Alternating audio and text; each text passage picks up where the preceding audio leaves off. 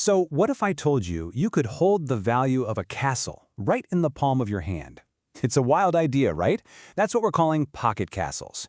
Today, we're going to dive into whether gemstones, here in 2026, are a truly brilliant way to store your wealth, or if they're just a beautiful, very risky gamble. Okay, let's play a game. Imagine you have to get out of town fast. What do you grab? A heavy gold bar that's worth $100,000? Or this tiny little blue stone, something you could hide anywhere that's worth $1 million? That choice, right there, is the entire puzzle of the gemstone gamble. And this really gets to the heart of their appeal. Look, gold is valuable for sure, but it's a brick. You feel that weight. A really top-notch sapphire, though, it's practically weightless, but it's just packed with an insane amount of value. This extreme concentration of wealth, this density, that's the undisputed superpower of a gemstone.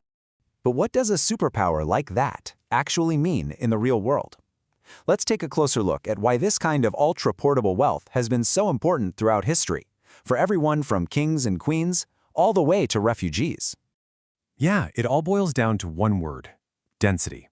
We're literally talking about being able to fit the value of an entire house into a small velvet pouch you could slip into your pocket. It's why high-quality gems are kind of known as the ultimate emergency survival gear for the wealthy. If a crisis hits, your fortune can cross a border completely unnoticed. Okay, but here's the catch, and trust me, it is a big one. Gold has a set price. A gram of gold is worth what a gram of gold is worth, anywhere in the world. Gemstones? Oh no. They're valued like a piece of art. It's not about math and weight. It's about opinion. It's about emotion. It's about what someone thinks it's worth. And that is where the gamble really kicks in. To really understand this gamble, let's start with the most famous gem of them all, the diamond. We're about to peel back the curtain a bit and look at the huge challenges they're facing as a way to store value in today's world. A diamond is forever. You know the line. We all do. But here's the thing you have to remember. That wasn't a financial fact. That was just one of the most brilliant marketing slogans of all time. It created this powerful emotional idea, but it's no guarantee that your diamond's dollar value will last forever. Not at all. And maybe the single biggest threat to a diamond's value right now? Lab-grown diamonds. And let's be super clear. These things are visually and chemically identical to a diamond that's been mined from the earth. So ask yourself, if you can basically print a perfect diamond in a machine, what does that do to the whole idea of rarity? Well, it means the resale market for most diamonds is just brutal. You know that $5,000 ring you bought from a retailer? A huge piece of that price was just the store's markup and all the marketing costs. The moment you try to sell it, you might only get back $2,000 for the actual stone. That's a 60% loss right out of the gate. Okay, so if diamonds are such a minefield, what about colored stones? You know, sapphires, rubies, emeralds. They are often genuinely rarer, that's true. But they have their own completely different set of problems. Problems that look a whole lot like the fine art market. The main issue is that colored gems are totally mathless. There is no easy universal formula to figure out what they're worth. A diamond has the 4 C's, right? It's a system. But a sapphire is judged on its soul, this really unique, impossible to quantify mix of its color, its tone, its saturation. And this subjectivity is a huge problem if you ever want to sell. You could take the exact same stone to 2 of the best experts in the world and get 2 completely different numbers. One might tell you it's worth $10,000, and the other might say 5. To sell a gem, you can't just find a buyer.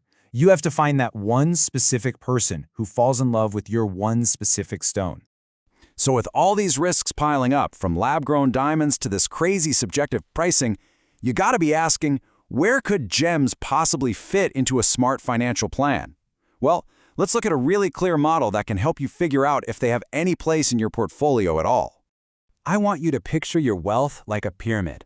At the bottom, you've got the big, solid foundation. This is the part for everyone, and that's gold. It's liquid, it's universally valued. The middle layer, that might be for growth, things like silver. And then, way, way up at the tiny little tip of the pyramid, like a special kind of insurance, that's where gems belong. They're the penthouse suite, not the foundation of the building. So here it is, the bottom line.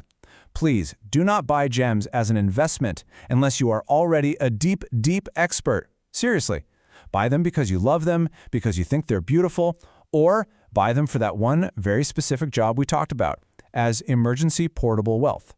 Just remember, gold is for everyone, gems are for the very few. All right, so let's tie this all together. What are the big things to remember from our trip into the gemstone gamble? Well, it's a world of breathtaking beauty, there's no question about that. But it comes with some very, very real risks.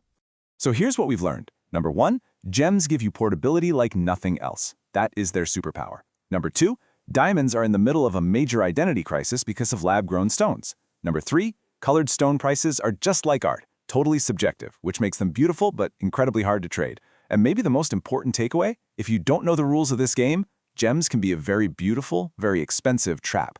And that really leaves you with one final question to think about. When it comes to your own security, what do you trust more? A fortune on your finger, beautiful and portable, or a solid bar of gold hidden away under the floorboards? The choice, as always, is yours.